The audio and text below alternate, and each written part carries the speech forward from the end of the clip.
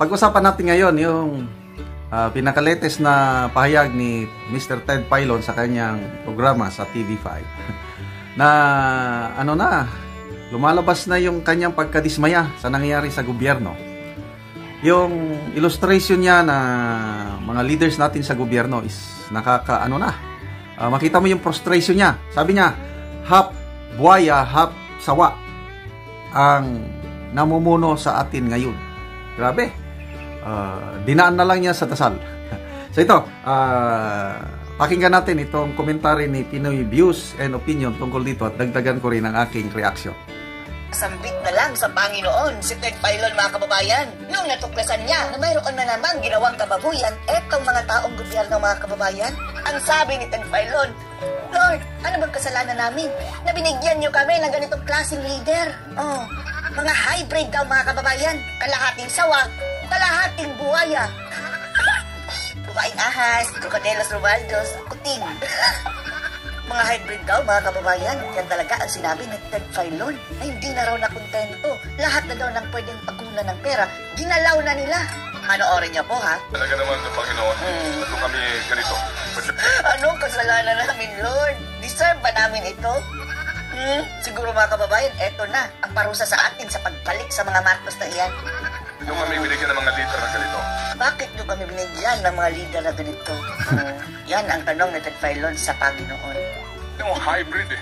Di ba hybrid ng mga taong gobyerno, di ba? Alam mo yun, yung half sawa, half sawa.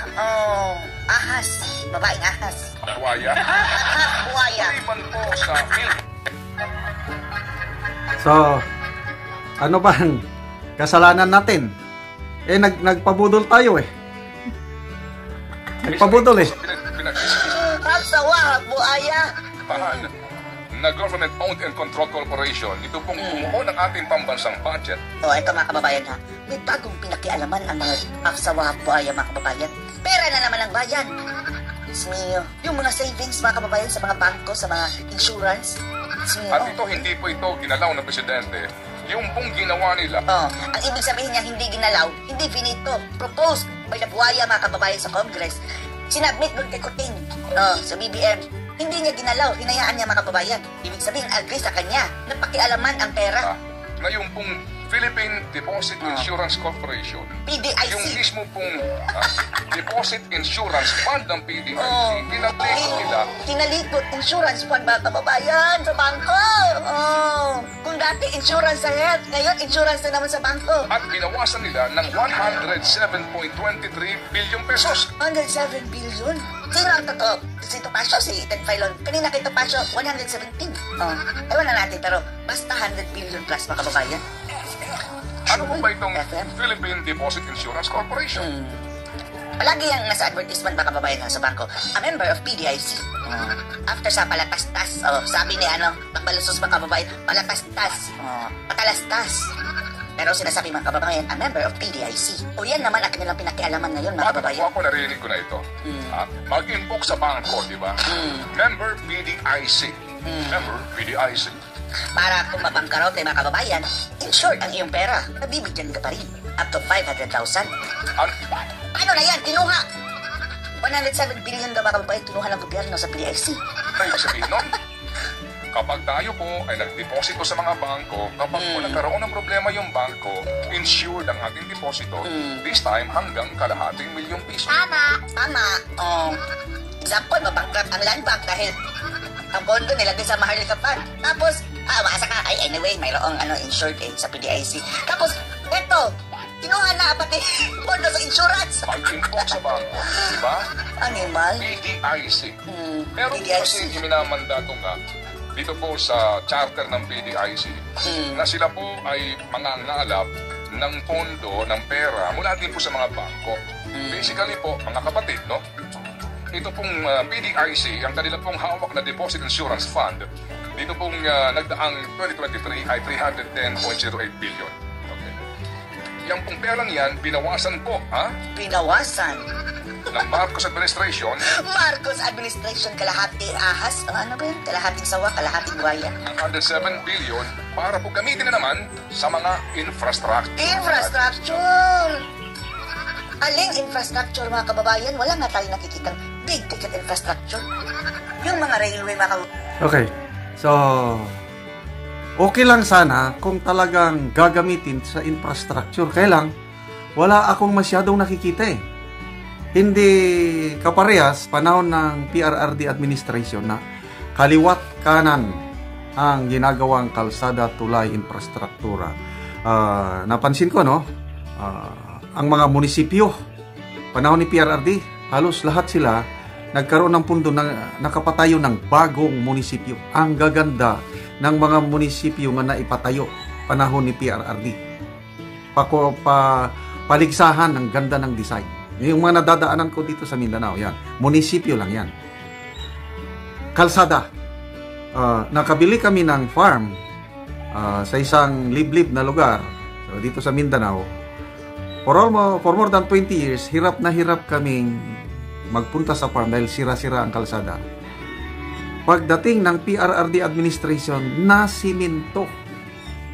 Kaya anytime of the year, day or night, makapunta na kami sa aming farm dahil simentado na.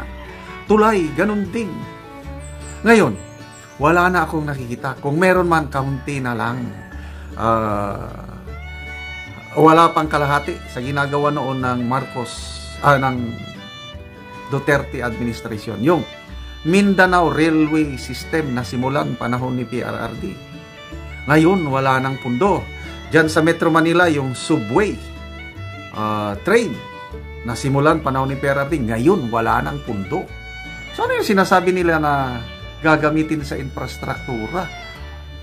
Anong klaseng infrastruktura? Baka na naman yung mga basketball court, covered court, wala talaga. Kababayan sa Mindanao, sa Bicol, kilang sila. Kung mayroong mga big ticket infrastructure mga kababayan, dapat early on, first and second year ng iyong pamumuno, maumpisahan na dahil long run yan mga kababayan eh. Ngayon mga kababayan, ni isa, wala pong talaga pong big ticket infra na maipagmamalaki talaga natin mga kababayan. Wala. Okay lang naman. Kasi po, nangangahulugan na ngayon, 202.8 billion na lamang yung pong hawak na Deposit Assurance Fund ng PDIC. O paano kung magkaroon ng krisis? Hindi natin alam mga kababayan. Ano, di ba? Kukulangin na yan. Ito po naman daw, mga kapatid, ay sasapat na. Doon po sa binabanggit nila kasi may mga ratio yan. Sinasabi Dahil pinabasayan nila mga kababayan for the past 2 years, paano kung magkaroon ulit ng pandemya? Knock on the wood. O kahit anong mang sakuna. Massive na mga kababayan, catastrophe. Wala na tayong pera. Hindi okay pag-alala. Kasi sakto pa rin yan. Doon sa iminamanda ko na kinakailangan. Okay lang sana mga kababayan, no? Kung talagang may napuntahan yung mga Yan na. Kaya, hindi mo na talaga mapigilan ng mamamayan. Kaya, si Mayor Benji Magalong, may napanood ako na, silence is not an option. Lalaban ako, lalaban tayo. Sabi niya si former Supreme Court Justice Carpio. Sabi niya, this is treason, this is betrayal. Mga silence is not option. Let's act now before it's too late. Panahon na para magkaroon ng accountability. Nananawagan na si Justice Carpio ng revolusyon ng mga tao para i-demand ang accountability ng government officials natin. Paano nila ginagastos ang pera ng taong bayan. Kaya, salamat sa mga kagaya ni Ted Filon, Mayor Magalong, Justice Carpio, Professor Cielo Magno at iba pa na nag-iingay ngayon. Pati na ang mga retired generals, mga PMAers, nag-iingay na rin. So, silence is not option. Mag-ingay po tayo. Ipakita natin na power resides in the people. Sana naman makinig ang gobyerno at tumugon sa hinaing ng taong bayan na gastusin ng tama ang ating mga buwis.